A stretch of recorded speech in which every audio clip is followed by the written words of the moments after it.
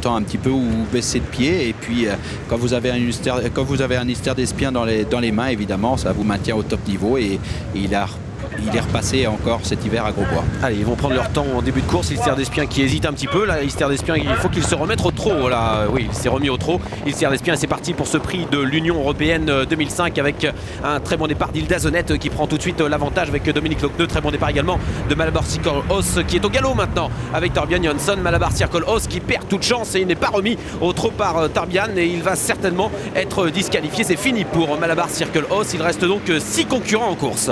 Et on va se diriger bientôt vers le premier tournant avec en tête de course Hilda Zonette, Ilster d'Espien en deuxième position devant Joyeux d'Urbain. Lady Dovrecy est quatrième, suivi encore par Hamster Doré, et en dernière position Jalba Dupont vient disqualifier le numéro 6 Malabar Circle Hoss.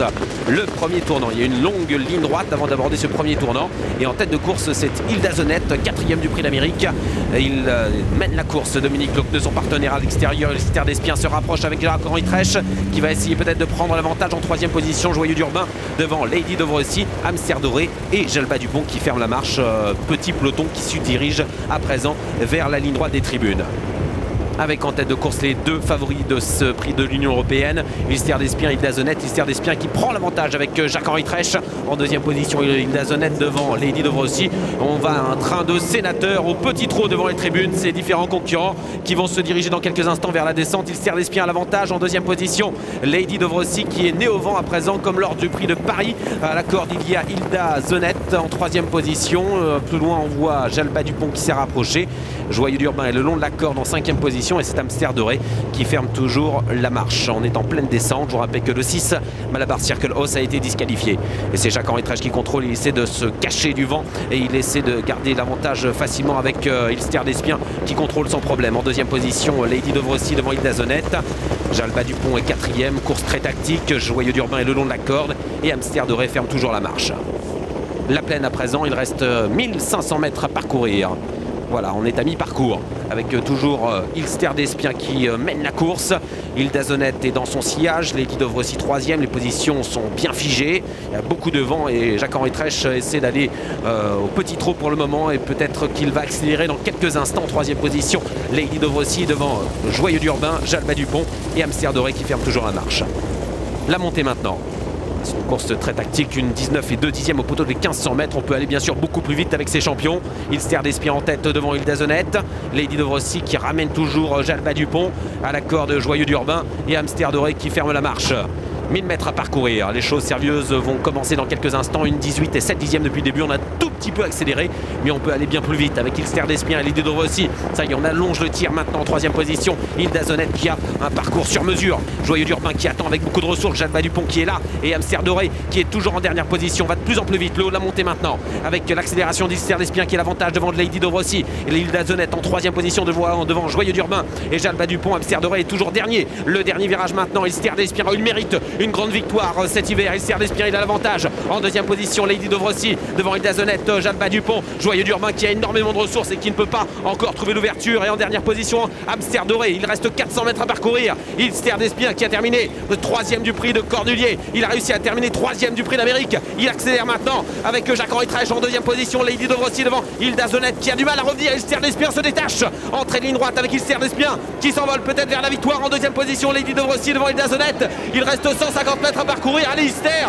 tu mérites une grande victoire cet hiver. Ilster d'Espien avec Jacques-Henri Trèche, le champion du sud-ouest de la France, qui va remporter ce prix de l'Union Européenne 2005. Une grande victoire pour Ilster d'Espien, la deuxième place de Lady Dovrecy et troisième place pour Hilda Zonette devant Joyeux d'Urbain. Victoire de Jacques-Henri Trèche. Il lève le bras au passage du poteau, bravo à lui. Il s'impose, deuxième place pour Lady Dovrecy. Voilà le jumelé de ce prix de l'Union Européenne. Oui, très bon comportement auprès de Joyeux d'Urbain qui conclut très plaisamment. Voilà le succès, la consécration pour Ilster d'Espien.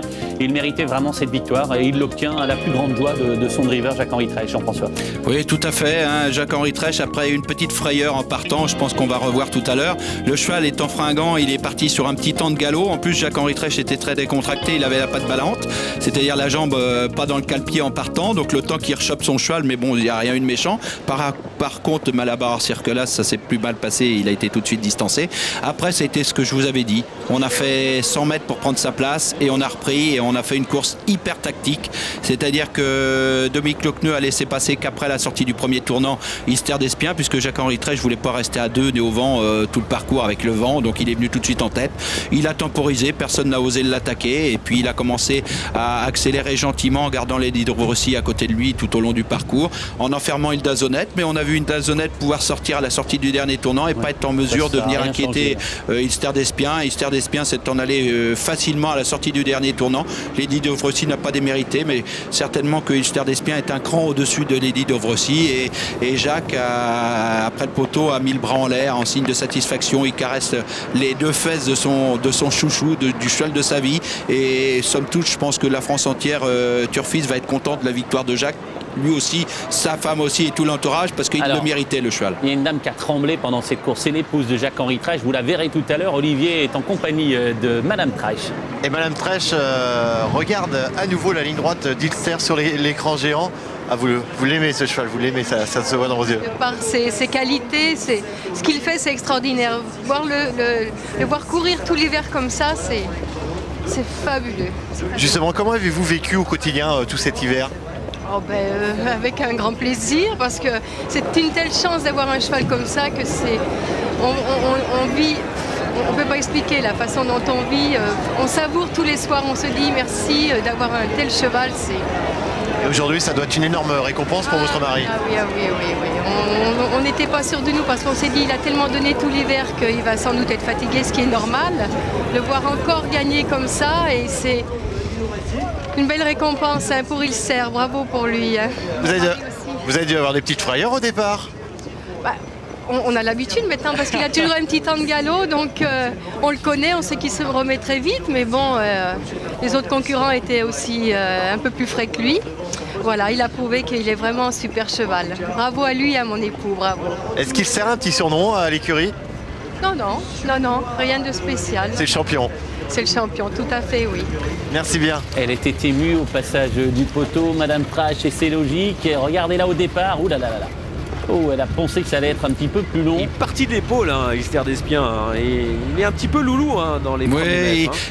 Il part un peu à faux, il fait un ou deux petits bonds, ce qui a déséquilibré un peu Jacques. Il a été obligé de mettre la jambe droite en bas du cale-pied et puis refaire tomber sur la jambe son cheval. C'était pas de gros inconvénients puisqu'ils n'étaient pas très nombreux. Le cheval s'est vite remis au trot et puis il a pu venir relativement facilement sans effort à côté de la Zonette et puis devant les tribunes venir prendre la tête et puis après il a contrôlé à sa guise. C'est un grand cheval et on n'est pas troisième d'un Cornulier, placé troisième d'un prix d'Amérique, deuxième d'un prix de France battu juste sur le poteau sans être un grand cheval. Oui, et c'est vrai que c'était une course relativement à sa portée quand même et il méritait cette victoire. La hiérarchie est respectée. Franck Carrel a peut-être un goût amer, celui la dernière fois de ne pas avoir vu la jument avoir une course sur mesure, parce qu'aujourd'hui, deuxième d'Ister d'Espien, c'est quand même quelque chose, surtout en ayant trotté en dehors de son rival.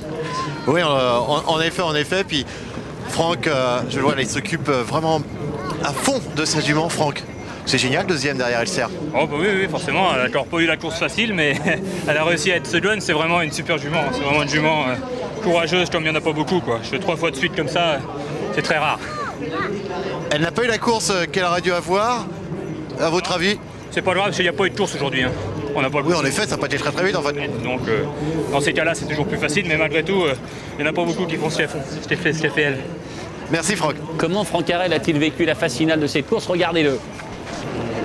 Là, il est en train de pousser sa jument. En ayant à 2 le nez au vent, évidemment, tout le parcours, il se dit la Zonette va venir me cueillir pour finir, ou Joyeux d'Urbain. Et puis les places sont belles, ce sont quand même des grands prix. Et une seconde place derrière un Ister d'Espien, c'est une victoire pour une jument comme ça. Donc, là, comme vous l'avez dit, la hiérarchie est respectée. Et puis on voit beaucoup de respect dans les yeux et dans les paroles de Franck Carrel au propos de sa jument, ce qui est normal. Vous avez vu le premier qui est venu prendre Michel le cheval Lenoir. et Jacques-Henri Trèche. Il est venu désenraîner le cheval, féliciter le driver et donner une grande tape au cheval parce que c'était un grand moment aussi pour Michel cet hiver, le Cornulier. Jacques-Henri Tresch avait été très sensible au fait que Michel Lenoir soit venu féliciter cet hiver à l'occasion de certaines des tentatives du cheval. Il est venu aujourd'hui presque faire office de lad pour aider Jacques Tresch. Regardez. Oui, mais c'est ça, Michel Lenoir, on sait que c'est un grand monsieur, un homme toujours droit, on ne l'entend jamais parler fort, mais un cheval qui a beaucoup de respect, beaucoup d'amour pour les chevaux, comme tous les gens du métier. Et puis Ilster d'Espien, un troisième d'un Cornulier, vous avez un respect énorme pour un cheval comme ça, et il a été un des premiers à venir féliciter Jacques après l'arrivée. Alors voilà Ilster d'Espien. Et le cheval est fringant, regardez, il donnera encore des petits coups de pied et tout. C'est un cheval qui est brave, qui a du caractère, mais du bon caractère dans le bon sens, qui est courageux en diable. On le voit Michel. Alors une petite tape sur l'épaule de Jacques, et puis après on va venir donner une petite tape sur l'encolure du cheval, comme ça les deux. Non, il l'a fait avant le cheval, mais il aura fait les deux. Jean-Loup Pepion qui vient féliciter Jacques-Henri Tresch aussi, et puis le lad est là, et tout le monde est content. C'est vrai que c'est une victoire, je pense, qui fait plaisir à tout le monde, hein. On est tous heureux de voir Jacques récompensé des efforts de son cheval et de ses efforts de l'hiver. Il méritait une bonne consolation, et ce prix de l'Union européenne est plus qu'une consolation. Alors ce qui serait bien, c'est de savoir, bon, le proche avenir de ce cheval, nous le connaissons, puisque ça risque d'être Cagnes-sur-Mer, mais peut-être que ce serait bien avec Olivier qu'on se projette sur l'année à venir. Comment il envisage ce cheval à 10 ans, comment ça va se passer? En tout cas, pour le moment, Jacques, c'est fait. Oui, c'est fait. C'est vrai que j'appréhendais un petit peu parce que bon, il y avait quand même 3 ans qu'il n'avait pas gagné à Vincennes, hein, malgré toutes les belles courses qu'il a fait. Alors je me disais, on ne gagnera peut-être pas, même si la victoire, c'est la cerise sur le gâteau, mais il n'avait plus rien à prouver de toute façon, hein. On a l'impression qu'aujourd'hui, c'est vraiment baladé tout de même. Ah oui, j'ai été vraiment étonné. J'avais un petit peu peur. Je voulais rester derrière Hilda Zonnet, mais il s'est mis à tirer. Bon, j'ai dit c'est pas la peine de rester là. Je suis venu devant, mais avec ce vent, j'avais quand même une petite appréhension. Et puis alors vraiment, il s'est baladé. Bon, Ilster est sur un hiver chargé. Est-ce que vous allez continuer? On pense à Cagnes-sur-Mer, bien sûr. Alors, c'est possible maintenant qu'il aille à Cagnes-sur-Mer. J'avais prévu de courir Ilster jusqu'en juin, comme l'an dernier, même programme que l'an dernier à peu près, et de le laisser au repos tout l'été. Bon, là, on va changer de sport, bien sûr, Cagnes-sur-Mer. Est-ce un cheval qui sait vraiment tout faire? Ah ben oui, il a prouvé, c'était au départ surtout plutôt un cheval de vitesse que de tenue. Après, il a prouvé qu'il avait une tenue incroyable. Mais je pense qu'à Vincennes, si on pouvait courir un jour 2000 mètres avec sans vent et avec un bon terrain, je ne sais pas à quelle vitesse il irait à l'heure actuelle. On ne pense pas à l'Elite Club? Peut-être. Merci Jacques. Ce serait amusant. Ouais. Hein. Il a déjà été à l'étranger, hein, à